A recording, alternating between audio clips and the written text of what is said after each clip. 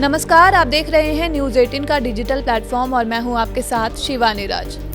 दुनिया की नज़रें जिस जलमार्ग पर टिकी हैं, वहां से भारत के लिए राहत भरी खबर आई है। जी हां, हम बात कर रहे हैं स्ट्रेट ऑफ हॉर्मूज की।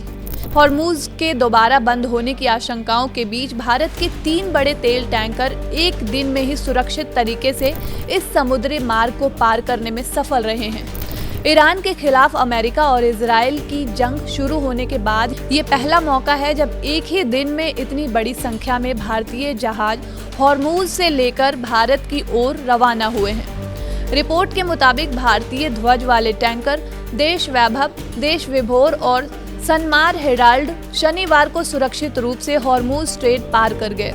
इन तीनों जहाजों में कुल 8.6 लाख टन कच्चा तेल लदा हुआ था, जो भारत की ऊर्जा जरूरतों के लिहाज से बेहद महत्वपूर्ण माना जा रहा है। स्ट्रेट ऑफ हॉर्मूज दुनिया के सबसे व्यस्त और संवेदनशील समुद्री मार्गों में से एक है। खाड़ी देशों से निकलने वाले तेल का बड़ा हिस्सा इसी रास्ते से दुनिया के अलग अलग देशों तक पहुंचता है। हाल के दिनों में क्षेत्रीय तनाव बढ़ने के बाद हॉर्मूज की नाकेबंदी की वजह से जहाजों की आवाजाही लगभग रुक सी गई थी। ऐसे माहौल में 3 भारतीय टैंकरों का सुरक्षित निकलना भारत के लिए बड़ी राहत मानी जा रही है।